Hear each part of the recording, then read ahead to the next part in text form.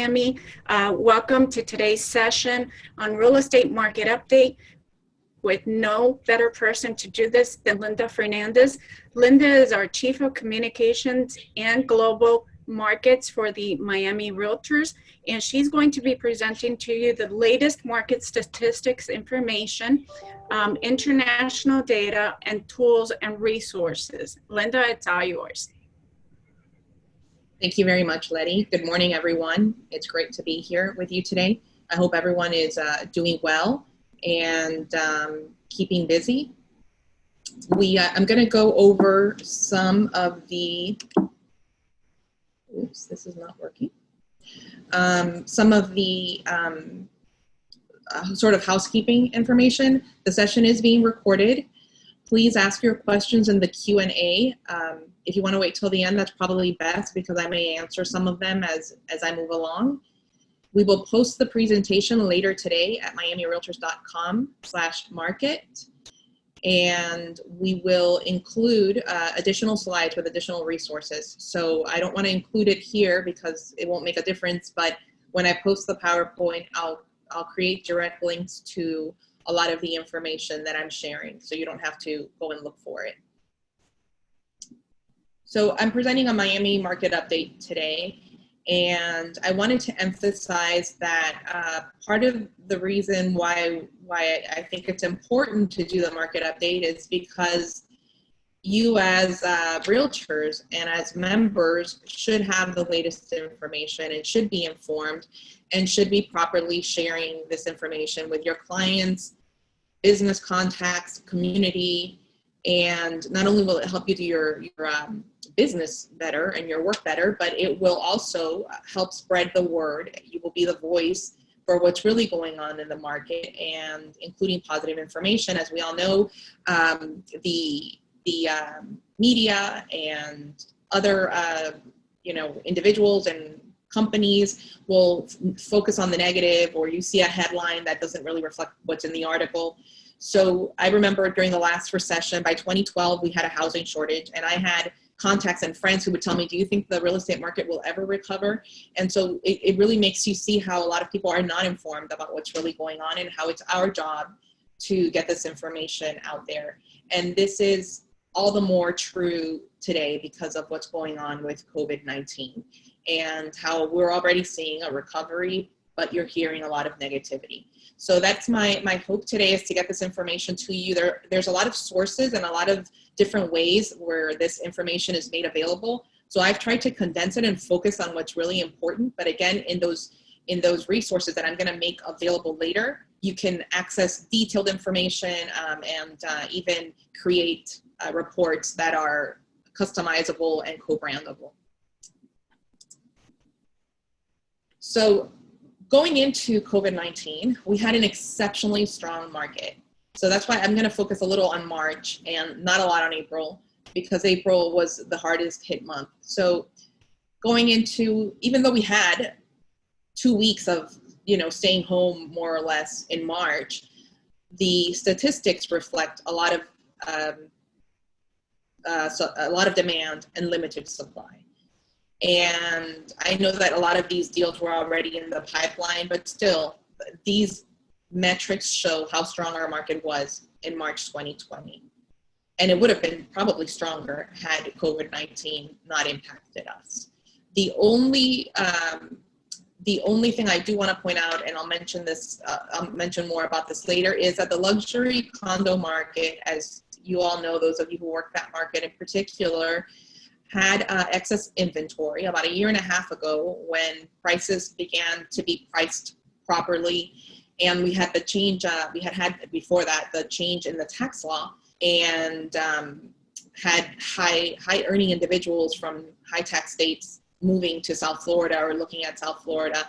We started to see a decline even in the luxury inventory. So as you can see from this slide, the months of supply, which is, which I learned from my stats mentor, Ron Sheffield, when I started working for the association 15 years ago, probably the most important metric because it really reflects supply and demand.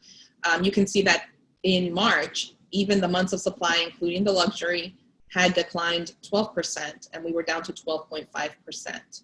I'm sorry, 12.5 months. That's still a buyer's market, but and not necessarily between the 6 and 9 months that are balanced, but it shows the strength of the market. So more on March. Despite the social distancing orders, as I mentioned, the sales in March increased 0.43% with both all residential property types combined. Luxury sales rose 17.1% for single family and 46.8% for condos. 22.8% increase for single family homes priced between $400,000 and $600,000, and 44.2% increase for condos that were priced between $300,000 and $400,000. This shows sales over the last 12 months. I'm going to show you later how to get this chart and even how to put your contact information and branding on it. But again, even though we compare real estate year over year because of the cyclical nature of real estate, it's the most valid comparison. This shows that sales were very, very strong. Inventory had declined 12%, as I mentioned before. I think this is inverted, 9.5% for single family homes and 12% for condos and townhomes. Again, the month supply decreased 16.7% for single family homes, 5.5 months of supply, that's a seller's market. And as I mentioned before, a buyer's market for condos. And again, a balanced market is 6 to 9 months of supply. If we go under 6 months, it favors sellers. If we go over 9 months, it favors buyers.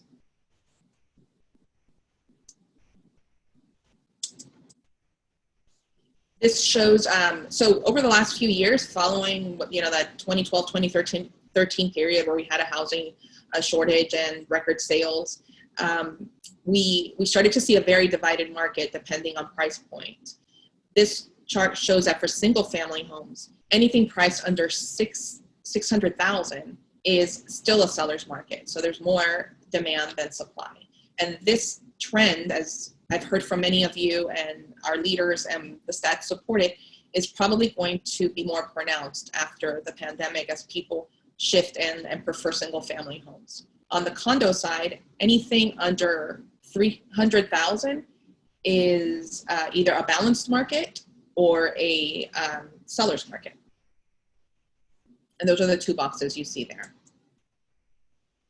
More on months of supply. So many neighborhoods are actually seeing a housing shortage. And the first quarter statistics, which also saw very strong statistics and market metrics, also give us our hot markets. We determine which are the hot markets by looking at areas that have a lot of activity and don't have a lot of supply. So there you see for single family homes, hot markets, Cutler Bay, Miami Gardens, the Hammocks, Princeton, and Kendall. And on the condo side, Kendale Lakes, the Hammocks, Kendall, Fontainebleau, and Hialeah.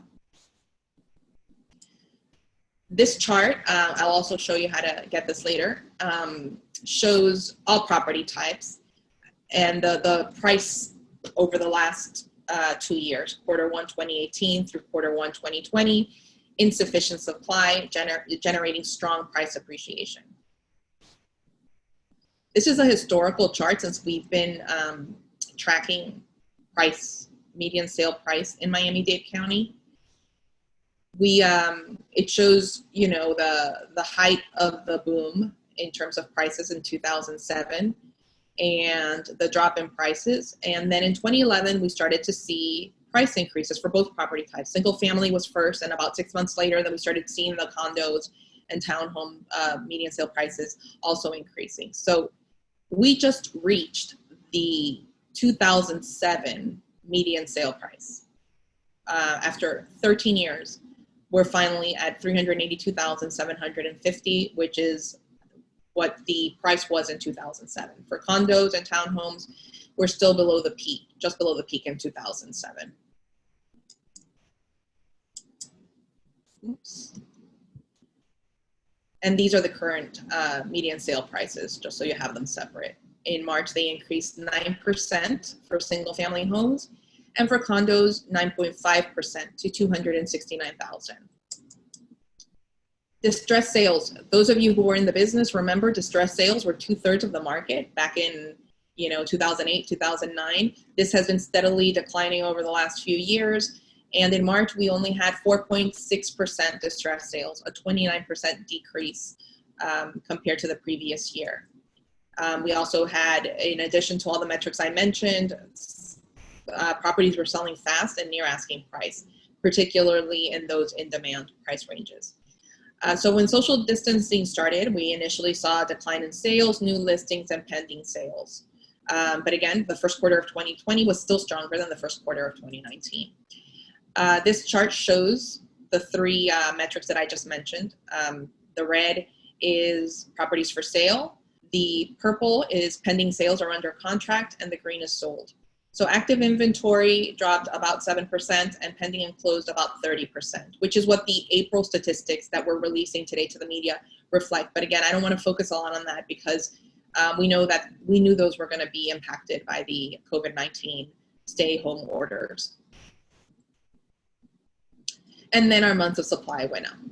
This is for all residential. So again, we expect, because of the shortage that was evident during the pandemic and the fact that there were fewer listings, especially during those few weeks, to impact months supply and to remain low for the neighborhoods and the price points that I mentioned.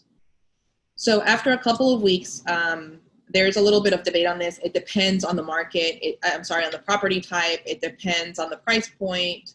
It depends on the metric. But I would say around April 13th is when the market bottomed. So after a couple of weeks, demand began to trend upwards, showing signs of recovery. As we all got used to what had happened and what it was like to, work from home and do takeout and follow the CDC guidelines. Once we started to hear that Florida was reopening and then South Florida, and there was plans to reopen, that further boosted positive sentiment and reassurance. And I hear from all of you that you're doing business and that there is a lot of demand. So anecdotally, even what we're seeing in the stats is evident. This shows what happened in mid April, and you can see around April 13th we started that upward trend, and pending sales started to surge again. And we see this in the MLS. We look at the statistics every day, and we see that pending sales continue to surge. So these are the April numbers. Again, not going to focus much on that. We're releasing these to the media today. Later, I will give you a website where you can set your calendars, and it's a different date every month. But you can be waiting for when the reports will be posted and when the press release will go out. If you would like to get the press release, feel free to send me an email and ask me to put you on the list.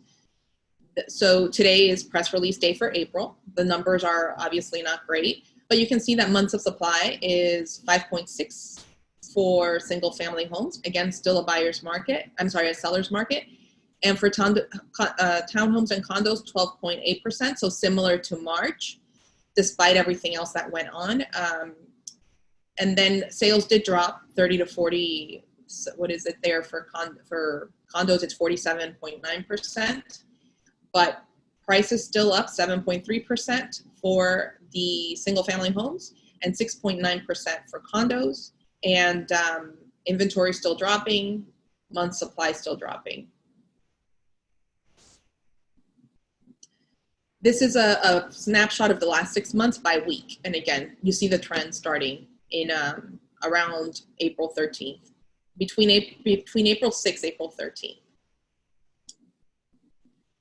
Sales absorption also followed this trend, as you can see, and we started to see an increase as of, somewhere in between the April 6th and April 13th weeks.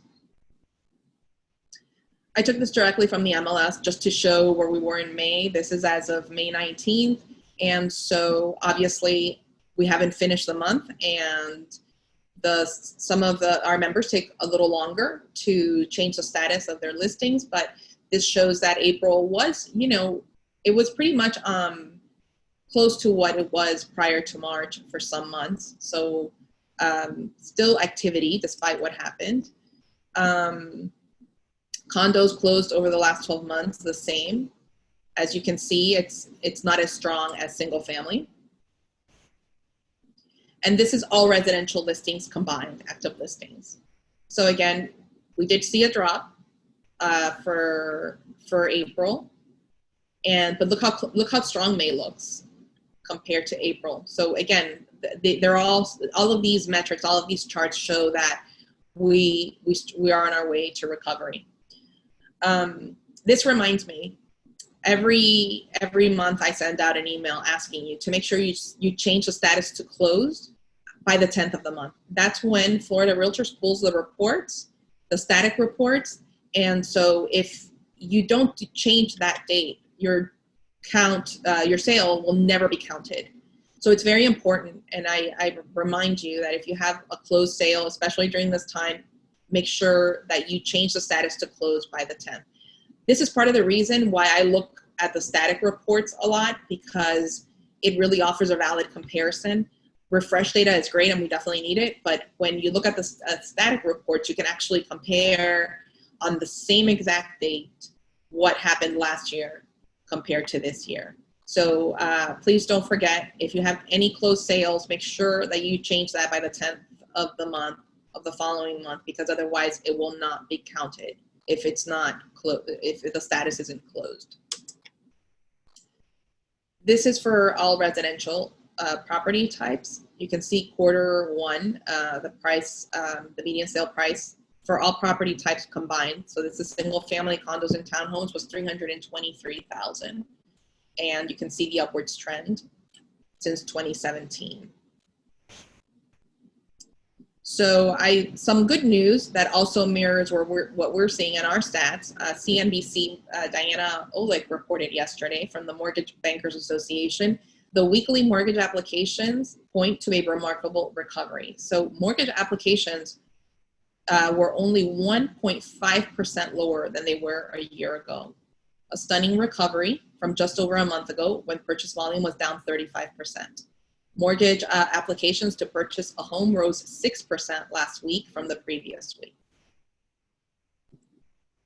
So what's the market impact? You know, there are a lot of unknowns, but we've been through difficult times before. And so I've combined what Lawrence Yun and other experts are seeing and saying, and what I remember from the last recession to give you an overview. So the market impact depends on when COVID-19 is contained, when there's a vaccine. But again, we're already seeing a recovery. Lawrence Yun expects nationwide, and you know Miami, South Florida performs differently many times, should see a 10 to 15% drop in sales. But again, we have to wait and see what happens in Miami. And I truly believe that the outlook is very bright for Miami and South Florida. And not just because I'm an optimist, but because we lived it the last time, and we're a place where people want to be, and we have a lot to offer.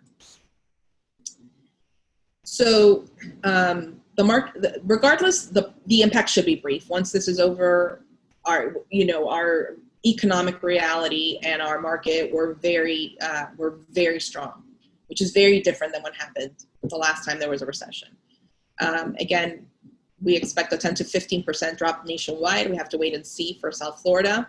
But prices will continue to rise because of that housing shortage I mentioned. That's going to put pressure on prices going forward, and particularly in those hot price points and neighborhoods.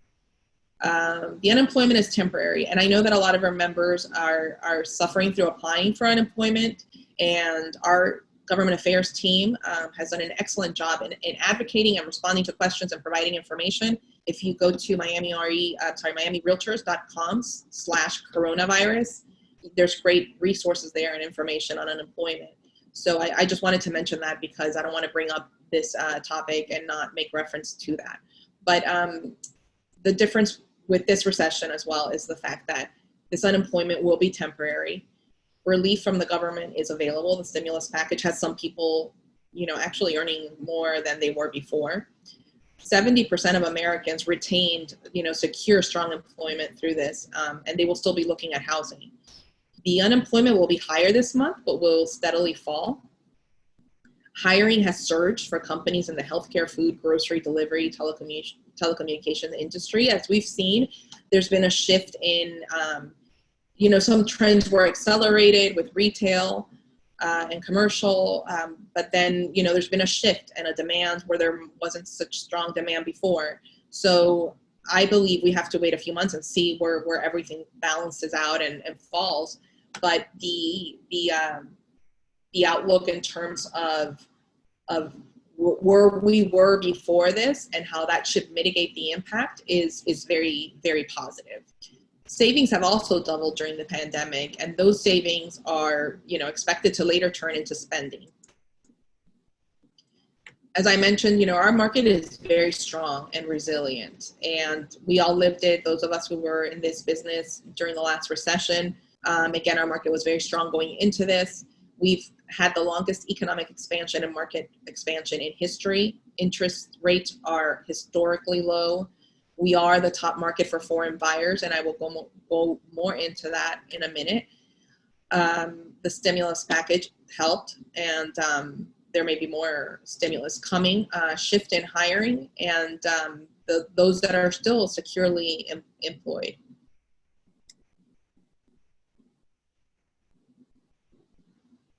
Our market. So people want to be here. Foreign buyers were instrumental in our last recovery. I remember during the last recovery, experts were saying that, it was going to take years to recover, and our market recovered faster and stronger than anyone predicted and than any other market in the US, and we were hard hit, or the hardest hit. So our market is very strong and very resilient. And like I said, by 2012, we had a housing shortage. So it was like a couple years. So I truly believe that our market is very different and very resilient. We also are a top destination for ultra high net worth individuals and tax refugees from tax burden states. A top destination for cold weather and COVID-19 refugees. I've heard from many of you. I had an inquiry from CNN last week asking if we were seeing an influx of buyers from New York. And so I put out some feelers and I emailed our leaders, and the response was overwhelming. So people looking for second homes are now buying here, moving their families. The work from home trend because of this, and seeing how much we can do remotely and do it well, and the great use of technology that was there already but maybe not being used, has people who still work in New York but can work from home in Florida. And so the cold weather, which some experts say for most viruses, we don't know specifically for COVID-19, but for most viruses, exacerbates the situation, coupled with the tax refugees and the high taxes and the fact that we have no state income tax, will probably create, will accelerate this trend. And we're already seeing it. So, I was surprised by how many people responded, letting me know. And it's not just New York, it's other states that were hard hit, and people wanting to move here. Even states like Texas, where they don't have state income tax, but we've seen a trend of people looking at our properties because their property taxes in some areas are very high. And we have, again, the warm weather, the diversity, the connectivity. I think, there's definitely an impact to tourism and travel. But again, I think once, there's a vaccine, and once we address those things will come back and come back strong. This is an article from the New York Times, which shows that the New Yorkers had a huge increase in requests for mail forwarding. It went up dramatically in March and April. And the top market outside of New York, New Jersey metro area is South Florida by far. So that supports the same trend from the CNN story and from the anecdotal evidence that our members and our leaders are supplying. And now we are going to officially release our International Homebuyer Report, which we do every year. We've been doing it now for 10 years. And the release was delayed because of the COVID-19. We were working on so many resources and information related to this, and to make sure that our members were doing business and deemed essential and everything that went along with that. But now we're ready to release this officially, and it's not officially released, so it's not posted, but I wanted to share some highlights on this information. I'll let you read the highlights later. I wanted to include them here so you have them when you download the PowerPoint. But I think that what draws my attention the most is we had a drop in international buyers countrywide from 2018 to 2019. 36% dollar volume of foreign purchases fell in the US, and I think it was like 31% in Florida. Our drop was much lower, only 21%. So we did see a drop, but it was not as high as in other places. Part of the reason for that is because one of the factors with the national drop was the decrease in Chinese buyers, and we're not as dependent on that property type. But also our members, our foreign buyers are very different than the rest of the U.S., and we're the top market for international buying activity. And while I understand that, the impact with travel may delay the coming back of the foreign buyers to a point where they were before, which, by the way, like, this is a drop, but it was really very strong still when you look at the charts and the historical. The fact that our market is so different, and that during the last recession, I saw, in Spain, we would be exhibiting in Spain where, there was a deeper recession, and they were hit much harder in the last recession. And that last recession was global, like this pandemic. I don't want to compare because I know this is unprecedented, but I just want to make the point that we have had global, recessions before. Or impacts. And so I remember being in the expo in Spain and having the affluent buyers and investors and buyers who had money wanted to invest in the US, and Miami was a top place. So that is something that's very important, and that I think will definitely help us going forward in terms of international buyers. And then, since I want to leave time for questions, and we're running a little behind, so I'm going to go through the slides quickly, and I do want to get to the resources, but and a lot of these highlights are covered in the slides that I'm going to show you, but you'll have the highlights in slides when you download this. So I hope you all know that Florida is the #1 state in the U.S. for international buyers, and it has been ever since NAR started doing this report, which was probably a year or two after I started working for the association, and I started in 2005. So Florida, by far, the top. Within Florida,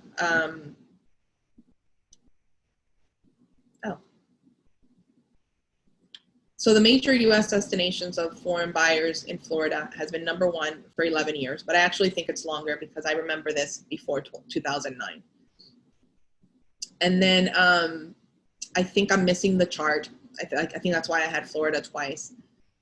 I copied the wrong chart, but within Florida, the South Florida metro is the top area in Florida. So basically, we're the top area, as I said before, for international buyers in the entire United States. 53% of sales to foreigners in the state of Florida take place in South Florida.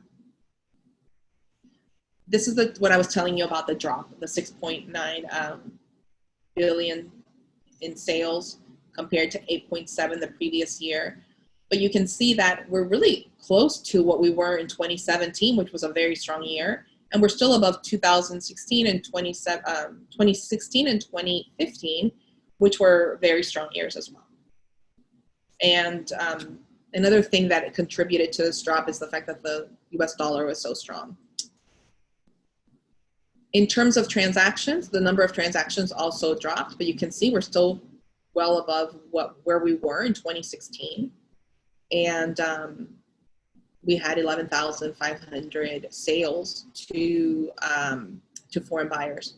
Most of these stats, I'll point out where it's different, pertain to everywhere where our members do business. So it includes the Southeast Florida counties. Foreign buyer purchases accounted for 38% of dollar volume and 26% of properties sold in 2019, which is still a significant amount and very different than in other parts of the state and of the country. This compares the foreign buyer residential purchases as a percent of closed sales. And the red line on top is Miami, so it shows the difference, how different we are from the state and national in terms of foreign buying activity.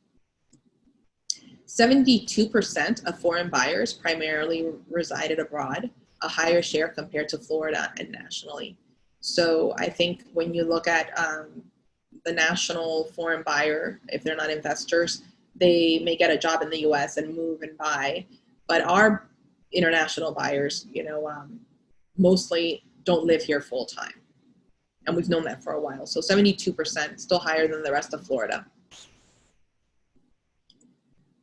When you look at our metro and where our members are doing business, 77% of foreign buyers are in the Miami-Dade County area, although we've seen an increase in other areas as well, in other counties. So this is the foreign buyer as a percent of closed sales per county. So in Miami-Dade, it's 33%, Broward 16%, and in Palm Beach 12%. And then we look at the top countries. So tied for first with 11%. And again, this is not Miami-Dade County. This is everywhere for all of our members in any county in Southeast Florida. So Venezuela and Argentina tied for first. Colombia a close second at 10%. Then Brazil at 8%. We have Canada and Mexico at 6%, Spain, Peru, and France at 4%, and then Chile, the Dominican Republic, and Ecuador at 3%. Followed by Italy and the UK at 2%, and then the rest of the countries are all at 1% after that. Russia, China, Germany, Honduras, Nicaragua, Australia, India, and Costa Rica. But as you all know, Miami continues to become more and more diverse, and we have buyers from everywhere in the world pretty much. These are other countries that our members referenced in the study. So the major foreign buyers in Miami-Dade County. So now we break it down by county. Venezuela was a top country for Miami-Dade County, followed by Argentina and Brazil, Colombia, and then we had Mexico, who has, Mexican buyers have really increased over the last few years, where they used to prefer Texas and Canada, and now they're really focused on Miami. Also Canada. Canada used to prefer Broward, moved into Miami-Dade a couple years ago, and still there's more Canadian buyers in Broward, but making an appearance in Dade. And it's tied with Ecuador, also France, the Dominican Republic, Peru, and Spain. And as far as the top buyers for Broward County, we have Canada, Argentina, Colombia, Brazil, Mexico, Venezuela, Cuba, and the Dominican Republic. And by far, the top buyers in Palm Beach County were Canadians, and we do see an increase in Colombian buyers, also Brazil, France, and then Argentina, Ecuador, Spain, and Venezuela were tied for 4%. So as far as when you look at the top foreign buying countries, or by country, Argentina prefers Miami-Dade. 82% of Argentinians buy in Miami-Dade. Brazilians, similar, 81.5% buying in Miami-Dade, but also, 16.5% buying in Broward. Canadian buyers, 60% prefer Broward, 30% Palm Beach, and Miami-Dade is last with 10%. The destinations of the Venezuelan buyers, a huge amount, 92.4% prefer Miami-Dade, but we know that Venezuelans love Broward as well, Weston in particular, 7.4%, and Palm Beach, 0.2%. The foreign buyer median purchase price is higher than, it's higher for our foreign buyers than it is for foreign buyers nationally and for foreign buyers in Florida. So the comparison is $373,000 in Miami, and that compares to $286,500 in Florida and $292,400 nationally. If you look at the median purchase price by country, Brazil is the top country at $647,000. Argentina second with $356,000. Canada close with $354,000, followed by Venezuela at $350,000 and Colombia at $328,000. So again, foreign buyers purchase more expensive properties. 63% of our foreign buyers pay in cash, which is much higher than our figure when you look at us as domestic buyers. 31% had a mortgage. There were 3% with a mortgage from their home country, and then there was 2% and of other forms of financing, and 1% doesn't know. Okay, 73% of foreign buyers purchase for vacation and or rental, a higher fraction than among U.S. foreign buyers. So in our area, again, they don't use the property they don't reside here full time. So 38% purchase for residential and rental, and then followed by vacation home, primary residence, I'm sorry, that was residential rental, and then vacation and rental is 15%. 55% of foreign buyers purchase condominiums, so they still prefer condominiums, and that's higher than in other areas of the U.S. 22% purchased in a suburban area, which is lower than what it was the previous study, so that trend is declining. 72% of foreign buyers visited Florida 3 times or less before purchasing a property, so the great majority visited very few times, and 5% never visited and bought a property. So there's a lot more in that report, but I don't have time, so I just chose some slides to highlight for you. But we will be releasing that officially soon, and we will announce that.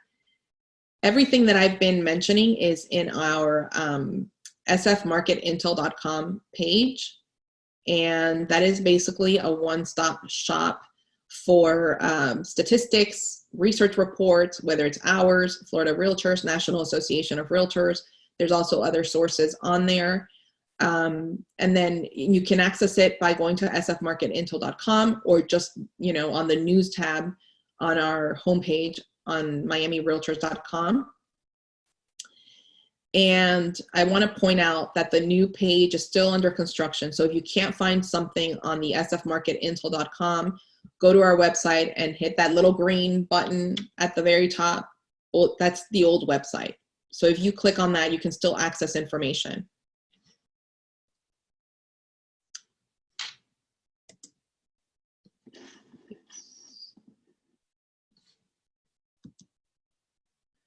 Also, if you have not gone to floridarealtors.org and clicked on SunStats, you should.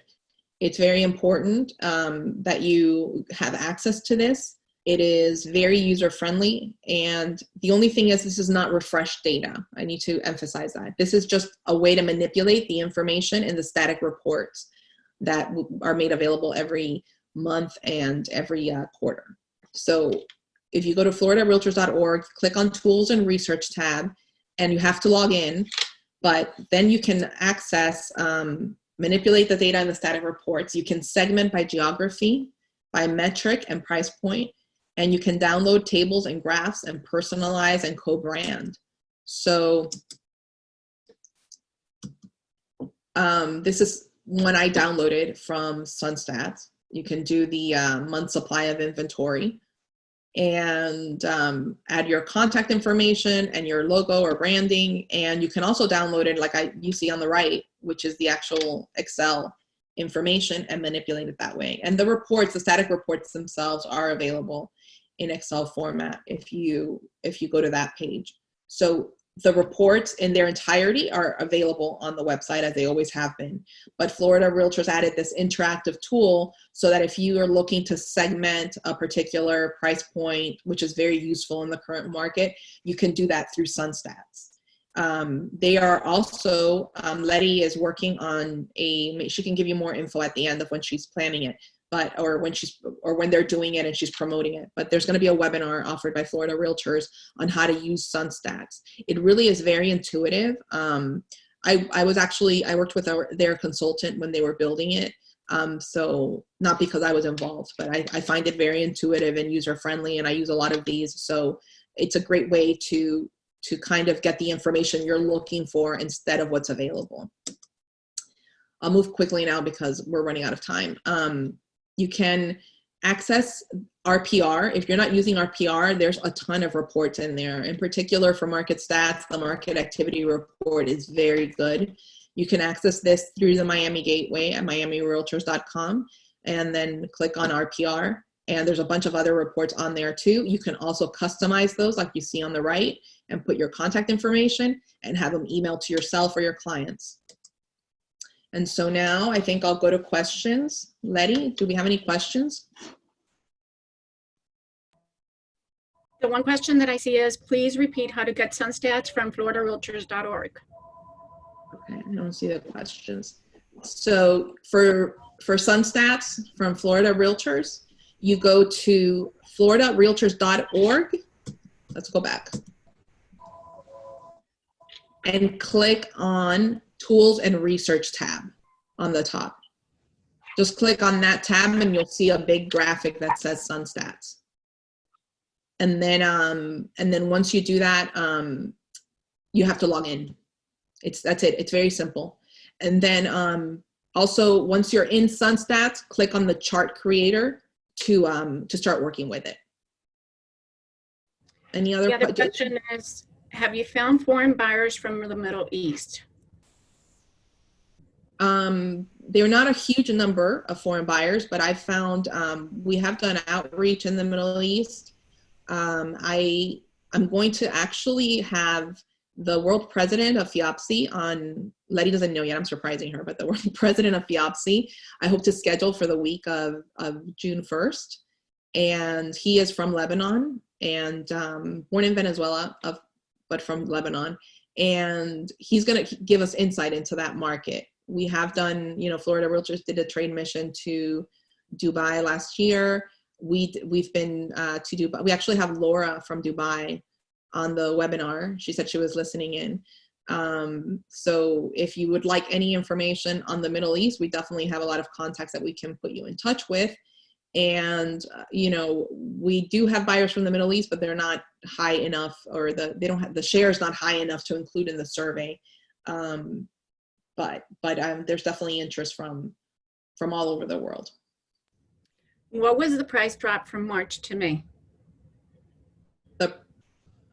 The price didn't drop. Hello? The price didn't drop. We don't really compare price month over month because of the cyclical nature of real estate.